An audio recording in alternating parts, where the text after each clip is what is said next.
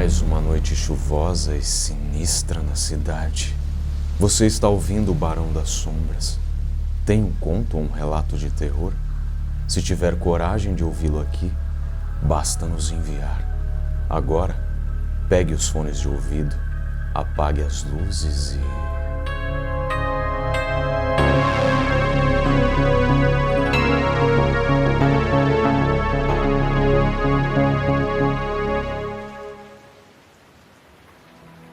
Eu tinha passado os últimos 7 meses estudando feito um louco para um concurso público.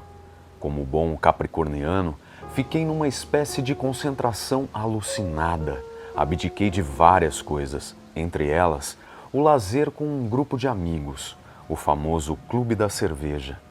Depois do dia da prova, tudo o que eu queria para drenar um pouco daquela angústia, adrenalina, era marcar, enfim, uma reunião com meus bons amigos do clube. Como eu disse, fazia meses que eu não os via e eles, muito respeitosamente, sabendo dos meus objetivos, também aceitavam esse meu isolamento temporário. Enfim, nem sequer nos falávamos há muito tempo. Tudo naqueles meses, para mim, resumia-se a livros e aulas. Cheguei em casa por volta das 8 horas da noite daquele domingo. A prova tinha acontecido em uma cidade que fica a uns 60 quilômetros da minha, mais ou menos. Assim que cheguei, abri a geladeira, peguei uma cerveja e esparramei-me no sofá. E, finalmente, fiz contato no grupo de WhatsApp que tinha com meus 3 amigos, o Clube da Cerveja. Pessoal, acabei de chegar. Enfim, vida novamente.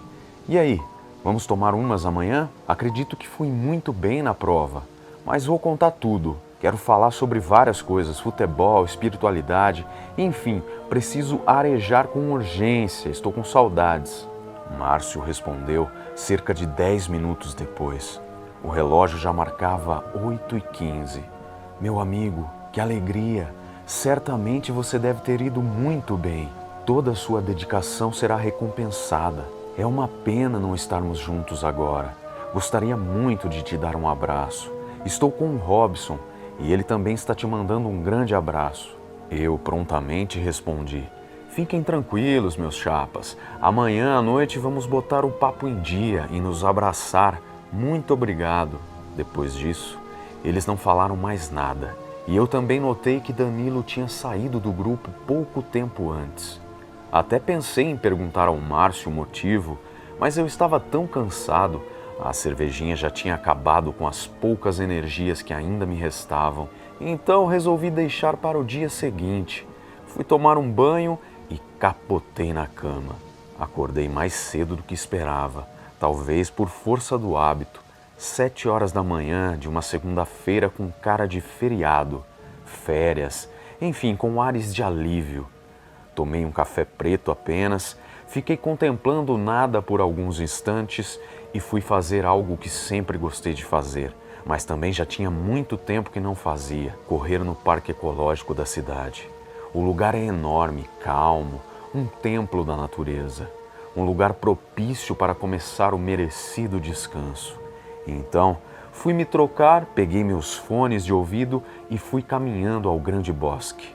Comecei a correr pelas trilhas do parque quando percebi, para minha surpresa, talvez estranheza, meu amigo Danilo sentado em um banco perto do lago do parque. Em plena segunda-feira, até onde me lembro, ele entrava no trabalho às 8 horas. Em uma olhadela espontânea, vi que o relógio já marcava 8h20. Meio que sem entender, fiquei num estado de alerta. Logicamente, fui até ele. Chegando mais perto, percebi que ele estava totalmente cabisbaixo, com um olhar vazio, observando os patos navegando naquela água verde musgo do lago. Danilo, eu disse bem próximo já. Então ele me olhou num movimento vagaroso. Vi que seu rosto estava num tom rosa, como se estivesse frio demais, mas não estava. Lembro que meu estado de alerta naquela hora começou a se transformar em uma aflição. Nenhuma palavra um dos meus grandes amigos pronunciou. Numa tentativa de quebrar o que quer que fosse que ele estava sentindo, eu disse: E aí, cara, que saudade, meu. Eu falei com o pessoal ontem, estou querendo fazer uma reunião do grupo hoje mais tarde, você tá afim? Danilo me olhou com um sorriso de canto de lábio e soltou um suspiro curto, emendando em um tom pesado. Tá falando sério? Nessa altura, eu já estava totalmente confuso. Confesso que fiquei estranhamente com uma sensação de angústia. Uma angústia diferente da que tinha sentido no dia anterior, durante a prova. Parecia que eu estava sendo desrespeitoso, mesmo sem saber o motivo. Então resolvi perguntar: o que você tem, cara? Logo você refutando uma reunião do clube?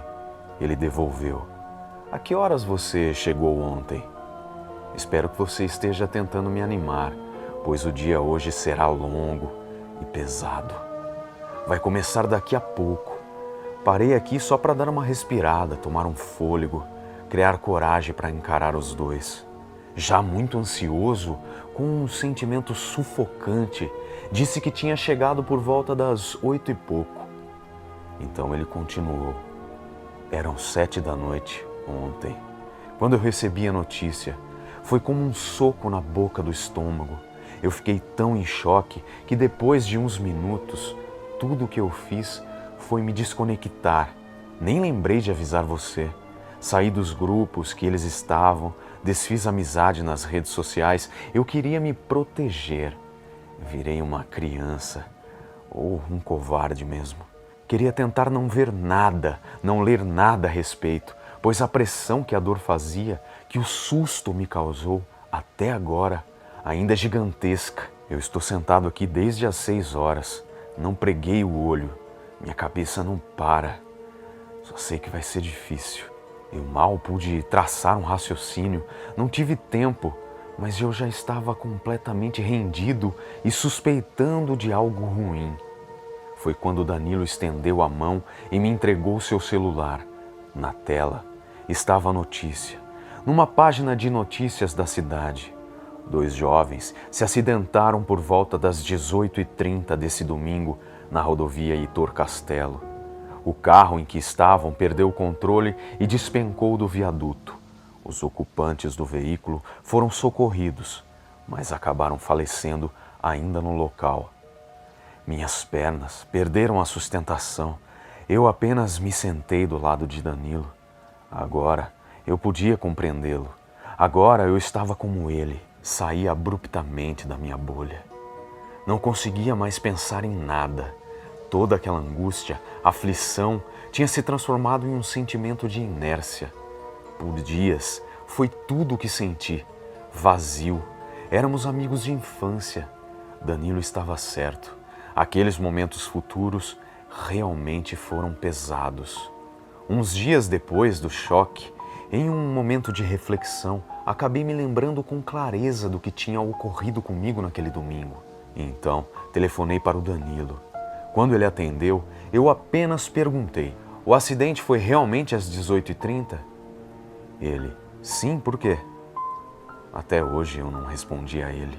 Aliás, nunca disse nada sobre o ocorrido a ninguém. Por alguns anos, aquela mensagem me atormentou. Eu comecei a ficar em pânico, principalmente durante a noite. Desprovido de qualquer compreensão sobre o que realmente tinha acontecido, eu apenas sentia medo. Medo de vê-los, muito medo. Talvez pela minha imaturidade espiritual, eu nunca fui de dar muito lado para a religião, mas tudo parou no medo mesmo. Eles nunca apareceram.